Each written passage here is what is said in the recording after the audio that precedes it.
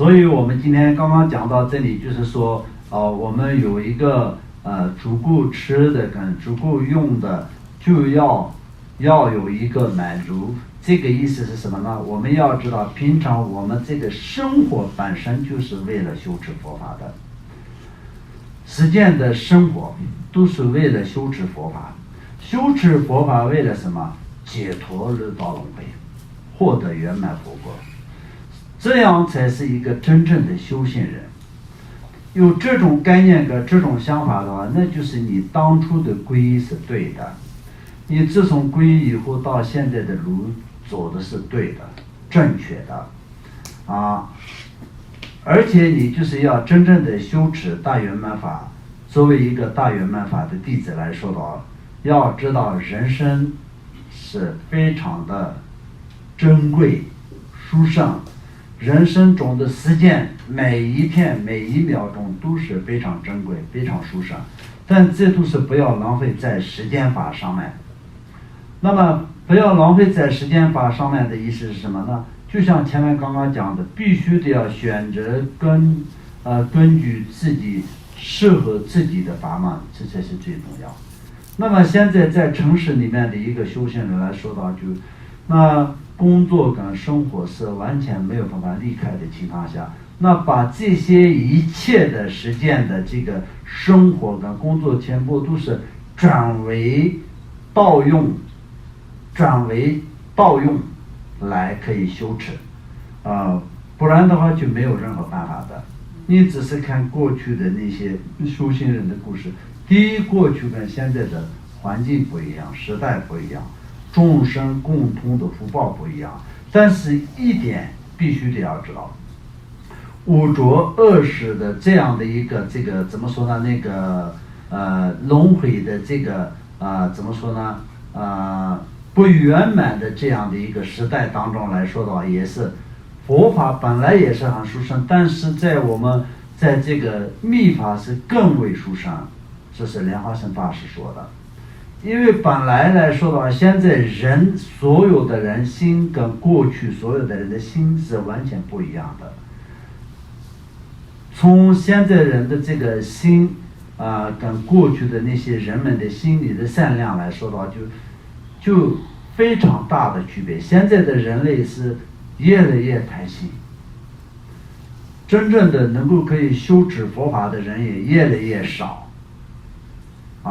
整个的这个社会的这个怎么说呢？形势越来越恶劣。但是这种时候呢，就是修持佛法的人既然少，但是也是佛法是非常殊胜，而且佛法在越弱的时候呢，就是在密法是更为殊胜，因为度化各种怎么说呢？有缘的众生，所以有特别殊胜的法就是密法。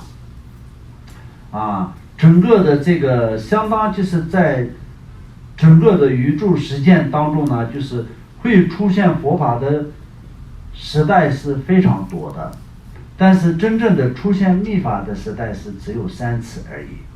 所以这个时代现在是一个第2次的一个这样的一个出现密法的时代。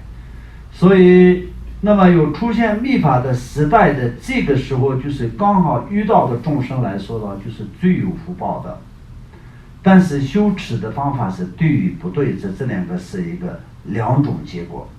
修持的方法是对的、正确的，就是会迅速成佛的。就像修持大圆满法，即生成佛，中意的时候成佛。修的再不好的人，也是第7个转世之内是一定会成佛的，没有第2个路可以走。但是修的不对的、不如法的，就是直接下金刚地狱、无间地狱。所以这2个路，所以就我们要这个里面呢，就是密法的这个怎么说？不管是密法也贤宗也好，戒律是非常多，尤其是密法来说的戒律是非常多。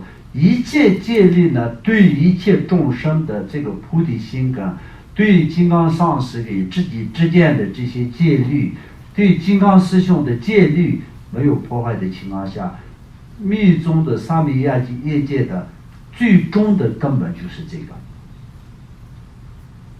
简单的话也是很简单嘛，对不对？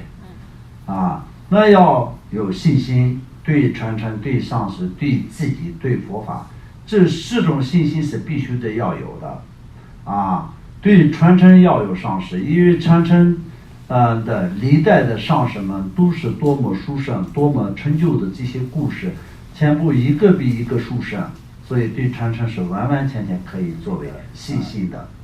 然后对大圆满法也是一样的，因为大圆满法呢，就是佛教究称的最终的这个精华，最殊胜的东西，相当就是佛陀第一转法轮、第2转法轮、第3转法轮，都是为了什么而讲的呢？